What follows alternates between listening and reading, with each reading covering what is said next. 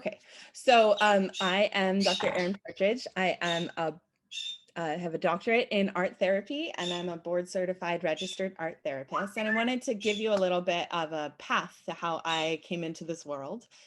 This was a diagram that we just recently shared in the Expressive Therapy Summit in a session that some collaborators and I did about the use of comics and graphic medicine in therapy.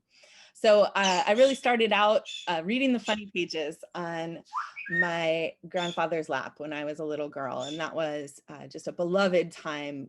He would always save them for me and we would look at them together. And that really evolved into collecting graphic novels for fun and beauty. I was really interested in some of the really, really beautiful graphic novels that were being produced. And this was probably in undergraduate school that I started collecting those. And then when I had the first of a significant health crisis, in my art journals, was really using a lot of figurative work and self-portraiture along with medical ephemera.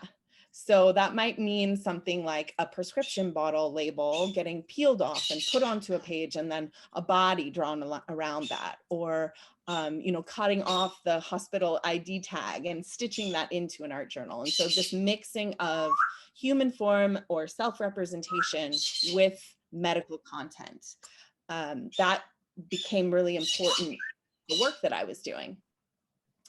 And then I became an art therapist and started using comics and graphic novels and this kind of self-representation in this way, right? Bodies in some way paired with verbalization, bodies in some way paired with a form of communication, both in my clinical work as well as in my teaching. So the first place where this showed up was using the book Dragon Slippers in my domestic violence class as the primary text.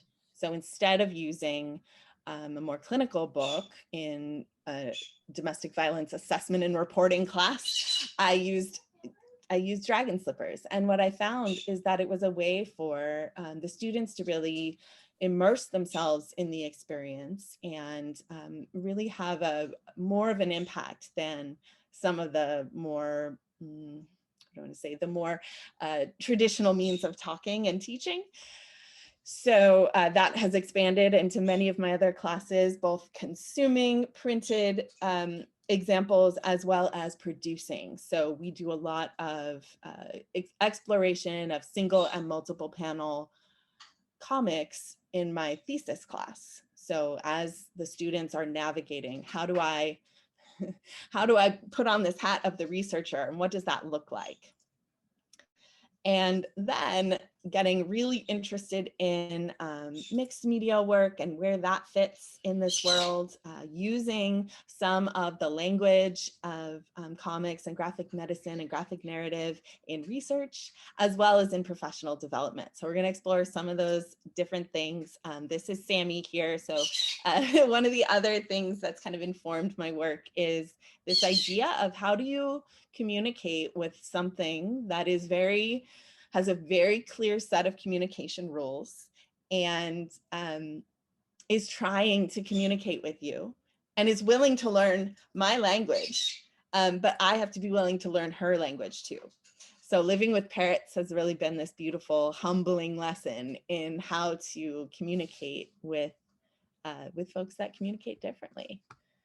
So I'm going to stop sharing for a moment. And what I would like you to do first is you'll need some paper. Some of this can be on Post-its. The first two things we're going to do on Post-its is just fine. And in fact, the second thing we do, you might actually want to do it on Post-it notes, especially if you don't have scissors and glue stick and things like that nearby. And you can use whatever material you like, but we're just going to take maybe 2 minutes. So really quick, in line, shape, or color, or all of the above, do what we did in the chat. So when I say communication, what comes to mind? We'll just take 2 minutes for this.